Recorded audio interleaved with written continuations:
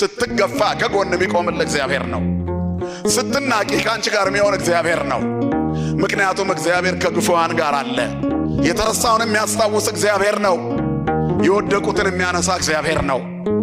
ልብሳቸው የተገፈፈውን የሚያለብሳቸው ከጸጋው እግዚአብሔር ነው። የተናቁትን የሚያከብር ማን ነው ወገኖቼ?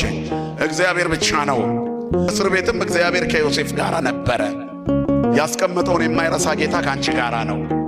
በኑሮ አዘቅት ውስጥ ወድቀሽ ይሆናል። በጭንቀት ታፈነሽ ይሆናል። ዙሪያው ገደል ሆኖብሽ ይሆናል። ሁሉም ቤት ግን ጩኸት አለ። ሁሉም ቤት ግን ጭንቀት አለ። ሁሉም ሰው ጥያቄ አለው። እግዚአብሔር በዚህ ፈተና ውስጥ ግን አሻግሮ የምትተርኪበት ቀን ይሰጥሻል። ስሙ የተመሰገነ ይሁን። ብዙ ጥያቄዎች አሉ። ጓዳ በብዙ ጥያቄ የተሞላ ነው። መኝታ ሰላም አጥቶ ሊሆን ይችላል። ማዕድህም በፍርሃት የተሞላ ይሆናል። የሥራ ቦታም ላይ ብዙ ፍርሃትና ጭንቀት አለ። ሰማዩ ድፍን ብሎብሃል። ምናልባትም ምድር አስጨናቂ ሆናብሃለች። ዙሪያው ገደል ሆነዋል። እግዚአብሔር ግን ካንተ ጋራ ነው። የትም ብትወርቅ ያለህበት የቆሸሸ ስፍራ ለሱ አይሸተውም። ፀሐይ ቆሻሻ ላይ ብታርፍ ትቆሽሻለች? ንገሩኝ እስቲ። እግዚአብሔር የትም ቢመጣ አይቆሽሽም። ፀሐይ ነው። ክብርና ምስጋና ለስሙ ይሁን። ሎቱ ስብሐት። እግዚአብሔር የትም ቢመጣ የኛ ዕድፍ አይነካውም። ንጹሕ ባህሪ ነው። ስለዚህ ኃጢአተኞችን ይወዳል። ያለህበት የኃጢአት አዘቅት ውስጥ ገብቶ አፍንጫውን ሳይዝ አንተን ስቦ ያወጣሃል።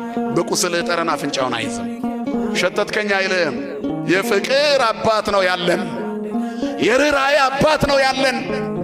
ያወጣናል፣ ባለ ታሪክ ያደርገናል። ስለዚህ ገብተሃል እስር ቤት ግን አለው ትወጣለህ።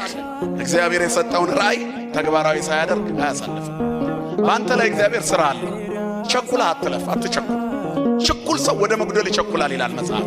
በሥጋ ግብታዊ አትሁኑ እህቶችና ወንድሞች። እግዚአብሔር በእናንተ ላይ ይሠራል።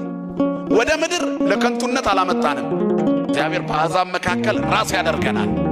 በእንክርዳድ መካከል ንጹሕ ስንዴ ያደርገናል። ይችላል አይችልም? እግዚአብሔር የዘመድ አውራ ማድረግ እግዚአብሔር ይችላል። ጅራት የነበረውን ራስ ማድረግ እግዚአብሔር ይችላል። ከትቢያ ማንሳት እግዚአብሔር ይችላል።